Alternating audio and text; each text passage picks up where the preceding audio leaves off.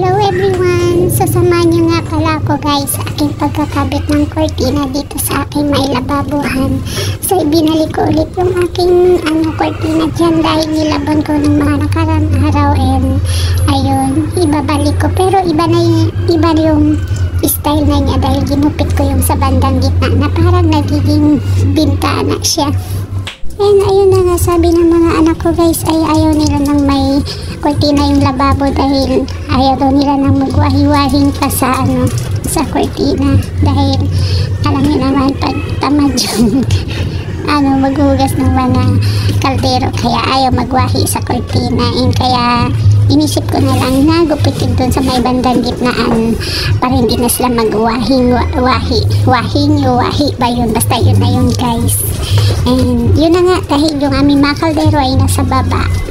And panoorin nyo na lang guys ang buong video ko para makita nyo yung bagong style ng aking paglagay sa kortina. So ayan po guys, thanks for watching.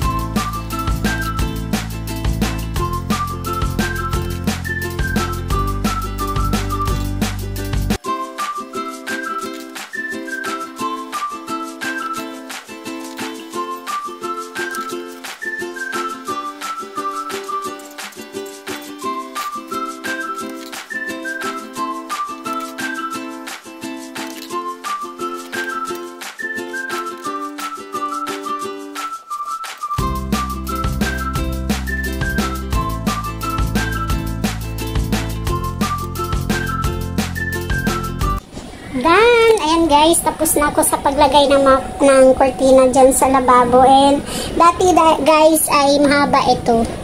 Kaya nga lang yung aking mga anak kapag nagugas sila ng pinggan at kaldero, natatamad silang gumanyan-ganyan yung hinihawi-hawi yung kortina. And lagi silang nagre-reklamo sa akin. Kaya ginawa ko, ginanyan ko guys. So yan. Ay nano ko dito, tinabasan, tapos yan. So parang bintana, ang nangyari ay parang bintana siya. Yan, para madali nilang makuha yung kaldero at maglagay ng kaldero. So ayun. And ito din guys, ang haba nito dati, ginupitan ko din. Dahil napakahaba yan hanggang dito. So ayan yung resulta. Yan. Maganda talaga sa kusina guys, yung ating lababuhan ay may kortina. Maaliwala siya tingnan, parang malinis. And maganda sa mga mata. So, ayun, kahit na pangit yung ating kusina, pero gumaganda kapag nilalagyan ng kortina. So, yun lang po guys ang aking for today's video. Thanks for watching!